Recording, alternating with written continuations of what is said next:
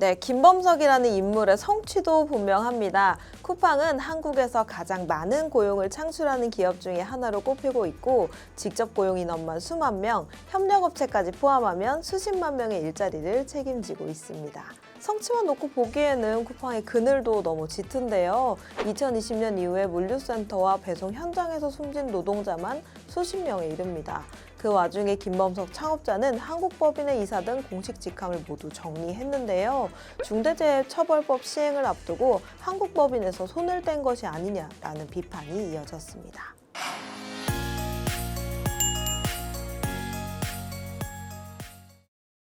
쿠팡 고객센터죠. 제 개인정보가 유출됐는데요. 고객님, 저도 유출됐어요. 이런 우스갯소리가 돌 만큼 요즘 뉴스를 뜨겁게 달군 사건이죠. 바로 쿠팡 고객 3,300만 명이 넘는 개인정보가 한 번에 새어나간 유출 사고입니다. 이메일과 주소, 또 전화번호, 일부 주문 이력이 해외 서버에서 몇 달간이나 털렸어요. 정부는 과징금과 징벌적 손해배상 상향까지 검토 중이고 현지 법무법인은 미국 본사를 상대로 별도의 소송까지 준비하고 있습니다. 사태가 커지면서 결국 한국법인 대표였던 박대준 대표가 사태의 발생과 수습 과정에서의 책임을 통감한다면서 모든 직위에서 물러났죠. 그리고 그 자리를 미국 쿠팡 INC의 최고관리 책임자이자 법무총괄인 해롤드 로저스가 임시 대표로 메우게 됐습니다.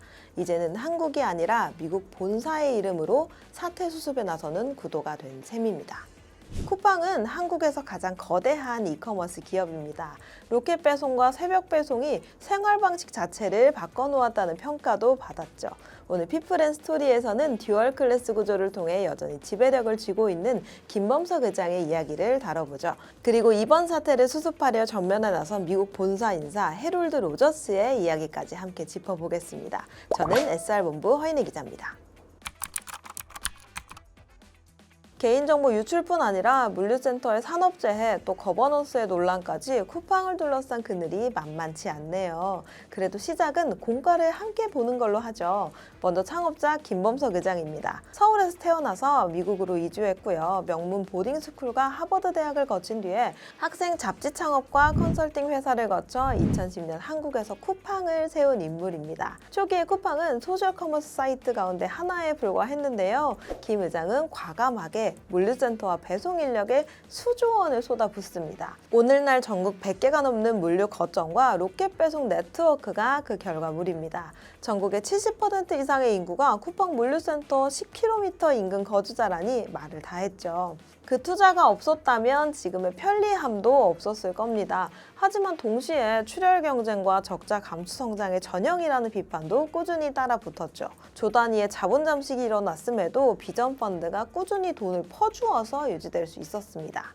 2021년에는 미국 뉴욕 증시에 직상장하면서요. 기업 가치 약 840억 달러를 기록합니다. 알리바바 이후에 미국 증시에 상장한 해외 기업 가운데 최대 규모였고요. 투자를 했던 소프트뱅크 비전 펀드는 평가 이익을 크게 올렸습니다. 이 과정에서 김 의장은 듀얼 클래스, 이중 의결권 구조를 택합니다. 일반 주주 A 클래스는 한 주에 한 표지만 본인이 가진 클래스 B 주식은 한 주에 29표를 행사할 수 있게 설계해 뒀는데요. 상장 이후에도 70%가 넘는 의결권을 유지하게 된 것이죠. 바로 여기서부터 논쟁이 시작됩니다. 지분율은 10% 안팎인데 의결권은 70% 이상. 이 구조가 책임은 제한하고 권한은 과도하게 집중시키는 장치 아니냐는 비판이 상장 당시부터 제기됐죠. 특히 한국 사업에서 문제가 터질 때마다 실질적인 지배력은 김 의장에게 있는데 법적과 정치적 최전선에는 한국법인의 대표만 나가는 구조가 고착화됐다는 지적이 나옵니다. 한편으로 김범석이라는 인물의 성취도 분명합니다. 쿠팡은 한국에서 가장 많은 고용을 창출하는 기업 중에 하나로 꼽히죠. 직접 고용 인원만 수만 명, 협력업체까지 포함하면 수십만 명의 일자리에 책임을 지고 있습니다. 소비자 입장에서는 오늘 밤에 주문한 생필품을 다음날 새벽 문 앞에서 받는 경험을 일상으로 만든 사람이기도 합니다. 물류 인프라가 부족했던 지방과 농어촌까지 배송망을 확장한 점은 유통 역사에서는 빼놓기가 어려운 장면이죠. 하지만 성취만 놓고 보기에는 쿠팡의 그늘도 너무 짙습니다. 2020년 이후 물류센터와 배송 현장에서 숨진 노동자만 수십 명에 이릅니다. 그 와중에 김범석 창업자는 2020년 말 한국법인 대표이사 자리에서 내려오고 2021년에는 한국법인의 이사 등 공식 직함을 모두 정리합니다. 중대재해처벌법 시행을 앞두고 한국법인에서 손을 뗀 것이 아니냐는 비판이 이어졌습니다. 다만 회사 측에서는요, 글로벌 경영에 집중하기 위한 구조 개편이라고 설명을 해왔습니다. 사실 듀얼 클래스 구조 자체는 미국 시장에서 드물지는 않습니다. 창업자의 장기 비전이 단기 주가에 흔들리지 않도록 하겠다는 명분에서 출발한 제도이기도 하죠. 개인정보 유출 사태 초기까지만 해도 국회와 정부를 상대로 사과하고 또 설명하는 얼굴은 박대준 대표였습니다. 그런데 대규모 정보 유출 사실이 알려진 지 열흘 남짓 만에 박 대표가 결국 모든 직위에서 물러나겠다고 발표했습니다. 공식 메시지는 국민께 실망을 안겨드린 점에 송구하다, 또 사태의 발생과 수습 과정에서의 책임을 통감한다였지만 시장에서는 사실상 경질에 가깝다는 해석이 나옵니다. 쿠팡은 그동안 각종 산업재해와 물류센터 화재, 또 노조의 이슈가 터질 때마다 한국 법인 대표를 완충제로 내세워왔다는 비판이 있었습니다. 이번에는 그 완충제 역할을 해온 인물이 책임을 지고 퇴장한 셈입니다. 반대로 말하면 듀얼 클래스 구조로 실질 지배력을 쥔 김범석 의장은 여전히 미국 본사 이사회 의장 자리를 지키고 있다는 얘기이기도 하고요. 그 공백을 메우기 위해 등장한 인물이 바로 해롤드 로저스입니다. 미국 쿠팡 INC의 최고 관리 책임자이자 법무총괄, 또 법과 규제, 컴플라이언스를 보는 본사의 컨트롤 타워에 가까운 자리죠. 하버드 로스쿨 출신의 기업법 전문 변호사로 다국적 통신회사 등에서 법무와 규제 대응을 맡아온 경력이 있습니다. 쿠팡에는 2020년 최고관리 책임자로 합류했고요. 이듬해부터는 법무총괄까지 겸임하면서 쿠팡 INC의 리스크 관리 전반을 총괄해 왔습니다.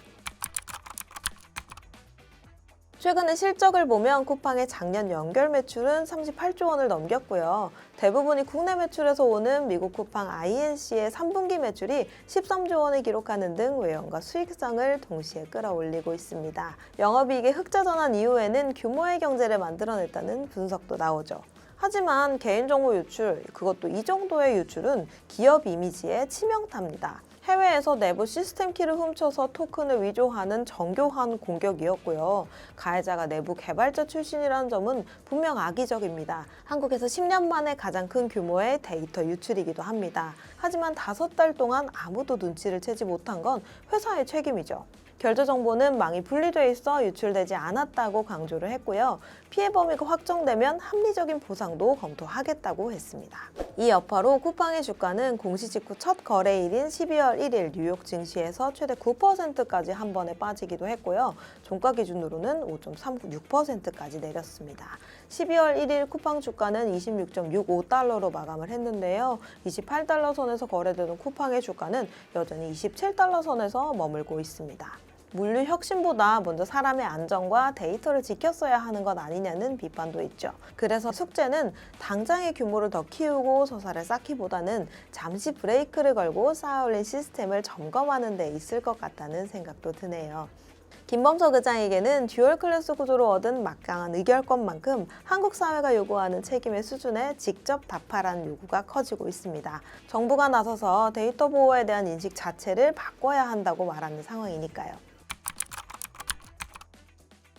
해롤드 로저스 임시대표의 숙제는 우선 사태 수습이죠. 3,300만 명이 넘는 고객 정보가 한 번에 새어나간 사건인 만큼 피해 범위의 확정, 또 보상 기준의 마련, 재발 방지 대책까지 매우 구체적인 로드맵을 내놓고 이행 상황을 보여줘야 합니다. 쿠팡이 한국에서 올리는 매출은 40조 원에 근접합니다. 그런데 이번 사태로 돈은 한국에서 벌고 책임은 미국에서 피하고 있다라는 비판이 극대화됐습니다. 국회 청문회에 이어서 형사 수사와 행정 제재, 또 집단 분쟁 조정과 소송까지 이어질 가능성이 큰 만큼 미국 본사가 어느 수준까지 책임을 지겠다는 것인지 정치권과 시장 앞에서 분명한 메시지를 내야 합니다. 해롤드 로저스의 입장에서는 법무와 규제 책임자로서 그 구조를 방어해야 하는 동시에 내부 통제와 정보 보안 시스템을 어디까지 손봤는지를 투명하게 설명해야 하는 양면 과제가 주어진 셈입니다.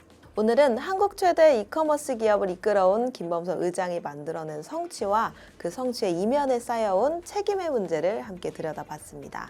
개인정보 유출 사태는 아직 진행 중입니다. 수사와 제재, 보상 절차가 어떻게 흘러가는지에 따라 쿠팡의 브랜드 가치와 밸류에이션이 다시 매겨질 겁니다. 특히 듀얼 클래스 구조 아래에서 창업자와 미국 본사가 어디까지 책임을 지는지가 향후 빅테크 지배구조 논쟁의 중요한 선례가 되겠죠. 쿠팡의 다음 페이지를 넘길 사람은 결국 소비자와 투자자 그리고 규제 당국입니다. 김범석과 미국 본사 또 헤럴드 로저스 체제가 그 페이지 위에서 어떤 답을 써내려 갈지 저희 더벨도 계속 추적하겠습니다. 오늘 피플앤스토리는 여기까지입니다. 함께해 주셔서 감사합니다.